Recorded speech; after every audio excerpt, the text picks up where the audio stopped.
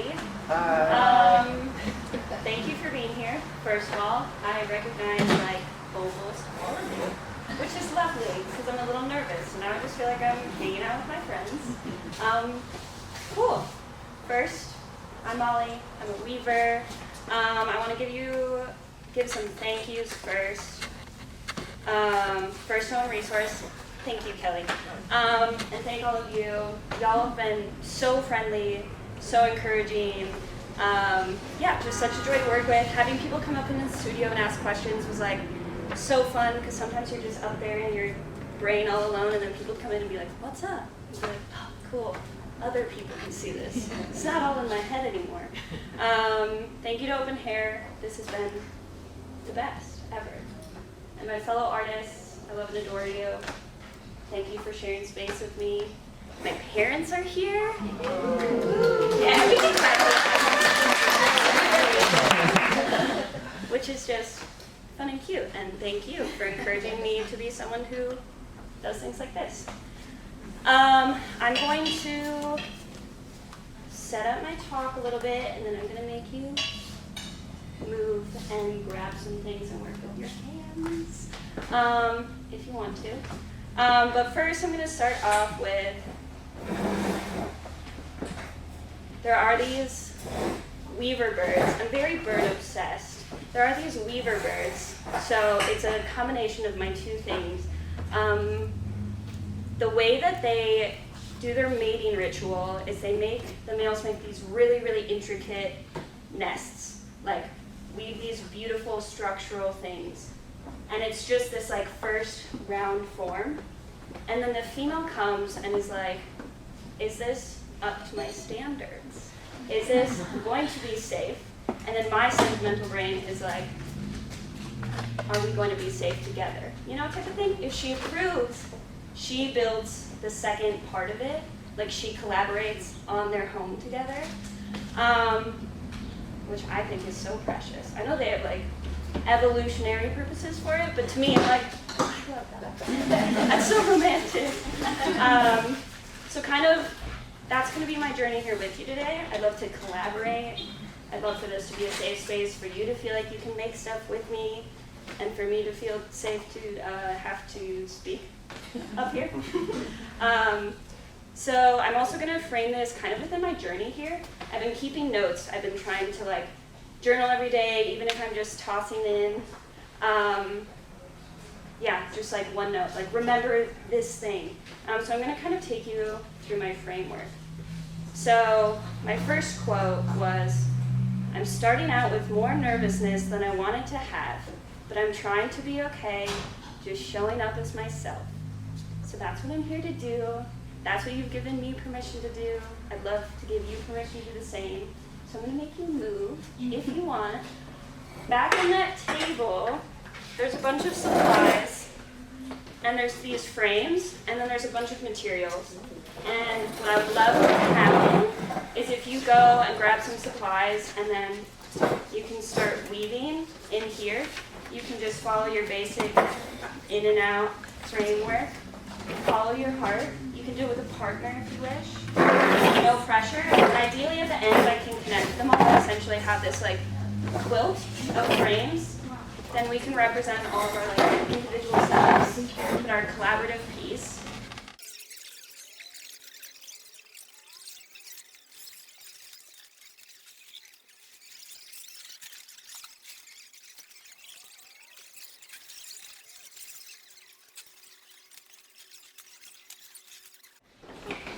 Okay, hi. This is the best thing that I've ever gotten to watch happen in my life. There's a bunch of people leaving in front of me. I'm going to continue on with chatting. Feel free, please, to keep weaving. And if you need to go grab stuff in between, also fine. Also, bathrooms are through that door if you need them, as well as a drinking fountain. Feel free to get up if you are hot or need to move around or whatever. Also, some of these things are sharp on them, so just warning you. Just be careful. Cool. Thank you for participating. This is lovely.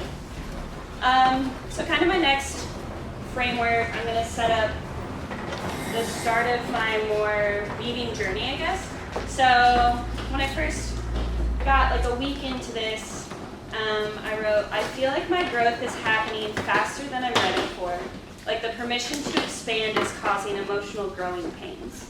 I feel like I got here and had so many ideas and so much like excitement and passion, and also just like the freedom to make art for the first time in such a long time where that was the only kind of focus. I was like overwhelmed, like in a great way, but it is kind of just like where do you go? I have so much to do now. You're just like really like filled with this excitement, but it does feel like it's happening like faster than your hands or your brain can produce. And that kind of mimics my entry into college, because before that I was a very like, school was my thing, loved to be good at it, stressed me out so much. So when I got to college and took my first intro to textile class, I was like, oh my gosh, school can be like this. I was like getting to create and like use my hands, which was like the best part. It felt so, I felt really connected to the process of all of it, a lot more than the product, which is really where I fell in love with weaving.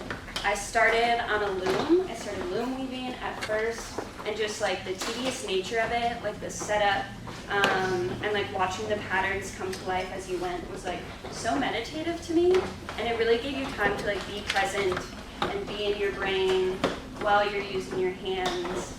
And I just kind of like dove headfirst into that. I took one intro course and I was like, I'm gonna do this forever and ever and ever and always.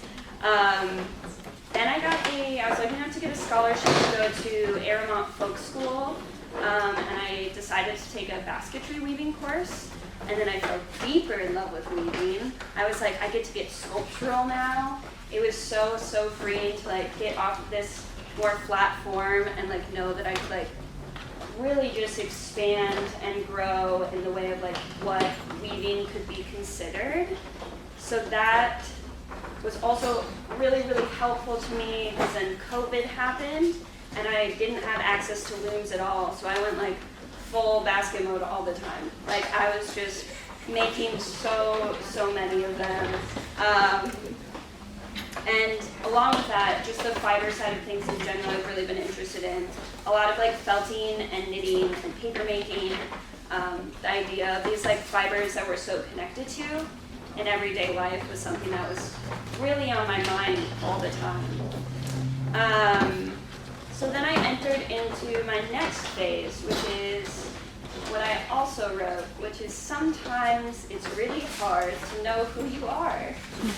I went on this journey of being like, what am I doing? And what does this mean about who I am and where I'm going and what I've done in the past? Just like so wanting to like tie myself down to like, this is a thing that I do.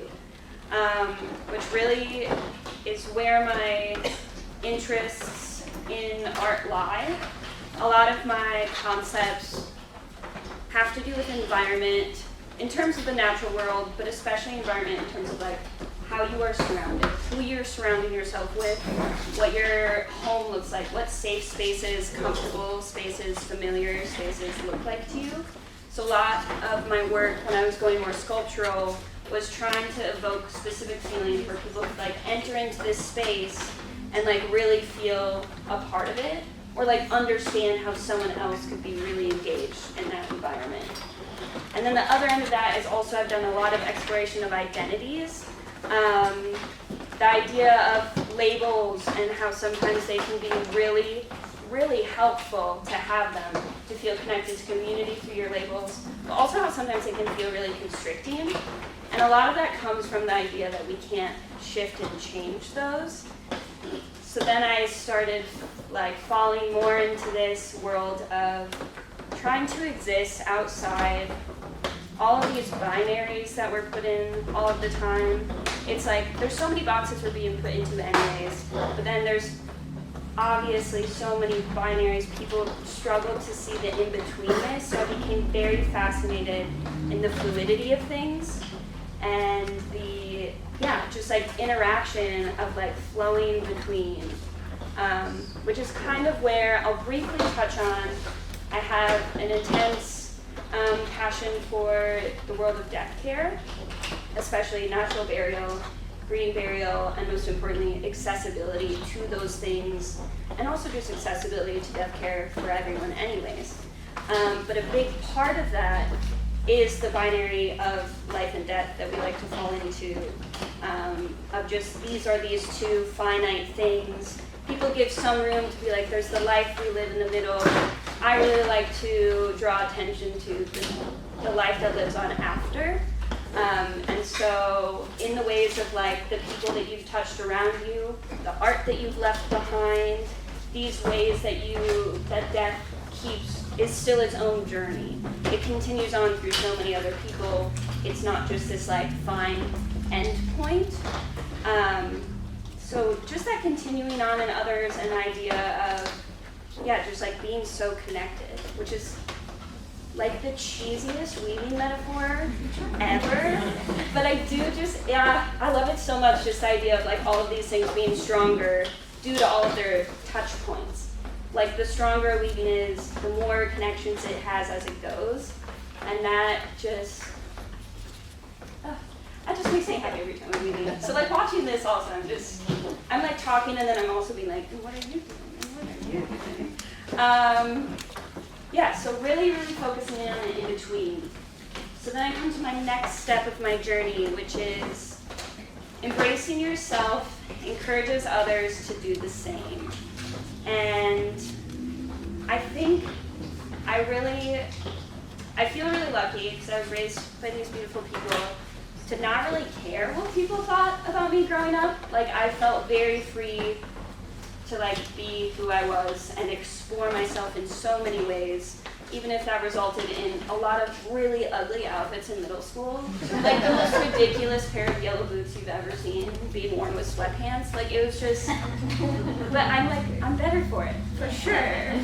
I feel like, that just kind of continued on into where I am now, especially as a queer person. I feel like labels can be a thing that are often very important and also often very constricting.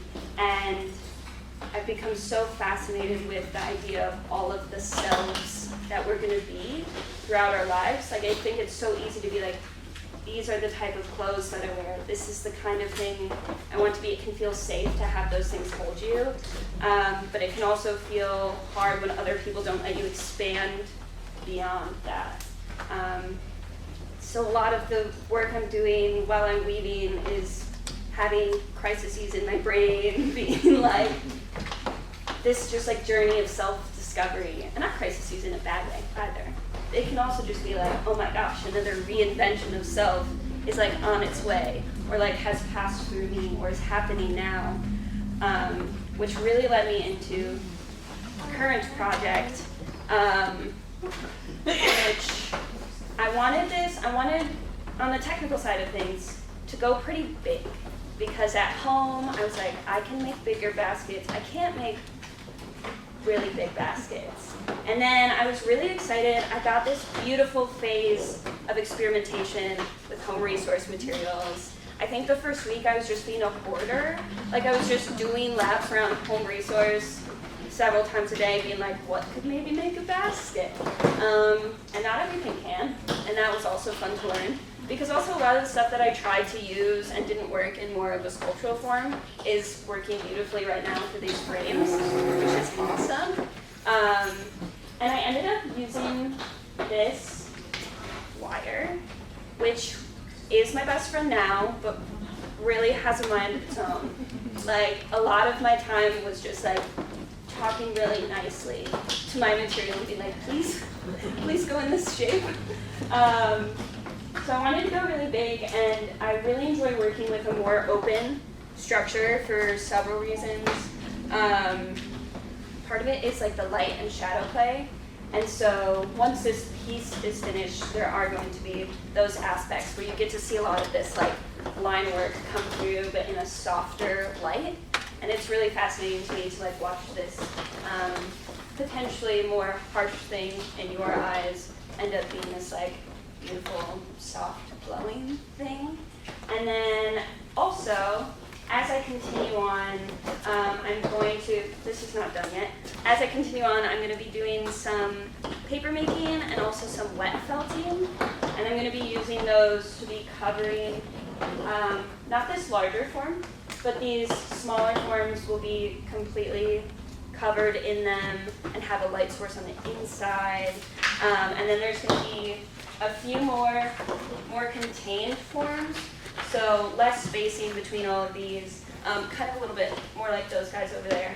A few more contained forms on the inside of this bird, slug, worm figure, whatever your heart likes to think that it is. And my idea for that is kind of, yeah, just these journeying selves. Like, we are the slug in my head. I'm this big slug. And inside of me are going to be these more contained forms that haven't had their chance yet, but are like on their way to becoming my new version of me whenever that approaches. Whether that's like day to day or across my lifetime. I like the idea that there's all these little like seeds planted within us. Something that got me really excited recently about it was I'm really obsessed with portals and also fascinated in the world of death care, and I was like, I'm constantly like seeing them everywhere and just like enjoying it. And I reread a book. I checked out a book that I read when I was like 12, and I had been obsessed with it at that age. I didn't really remember what it was about. And I started reading it, and the whole premise is this young girl falls into this lake that happens to be a portal that takes her to the underworld, and she like works with this like living dead to get her back to her family. And I was like, I'm the same as I was when I was 12. And now I'm here. And it's just so cool to think about all of those things planted within us and the ways that they get to continue to grow and expand. And so that's also why these forms are more open. It's going to be kind of this like spillage of past selves and current selves that are like still existing in the world, still a part of you, even if maybe you've outgrown parts of them. Yeah, those are just existing here. And this is, I was weaving with round reed for these. And then a quick aside from big project was sometimes when I was getting really in my brain with my bigger project and being like, what is my next move? I liked to go back to the familiarity of the more classic basket form that I'm used to. So I started weaving these, which are made out of power cord. And what is so fun about them is, especially these like tan ones, look so similar to the round reed that sometimes people couldn't tell that it was power cord from afar. And that transformation of a material into this other thing is like so, I don't know, I love it. And also they're just so precious. I love the light within them, and also especially when it's dark, it's the texture and the shadowing is something that's really exciting. And also it's just such an accessible material. Like if you have tangled cords at home in like random drawers and things, I would never do that. But if you happen to have those, anyone can like make things like this. You don't have to be ordering materials, and that's also another beautiful thing about weaving is you're using hoses and wires and weird things that I actually don't even know what they are, and making this art, which is so, I don't know, just warms my heart. But yeah, getting to be with fellow artists was so magical, and like meeting with them every Monday, and everyone's like, you feel like you're the only one maybe losing your mind a little bit, and then you get to the meeting and everyone's like, no, we're also losing our mind, and it's like, cool, okay.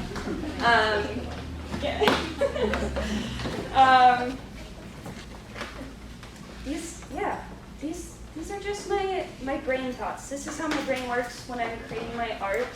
I'm very emotionally centered, very sentimental, and so getting to just use my hands and like do the same pattern over and over again lets my brain have a lot of time to think about selves and how all of those things can bring us together like this. And yeah, that's kind of where I'm at. I did want to, I'll leave time for questions, and also I wanted to ask people a question if they felt open to it, and I can give you time to ponder as you leave a little bit. Textiles are so important to us and ingrained in so much of life that we don't even think about. Obviously, there's the obvious of clothing and bedding and things that keep us safe and warm. But I just wanted to pose the question to you as a sentimental person. Maybe, I don't think favorite's the right word, but like textiles that are really important to you in your life. Examples can be like a baby blanket, or like you have your best friend's t-shirt, or like you really vividly remember your grandparents' upholstery on their couch, or things like that, things that are important to you.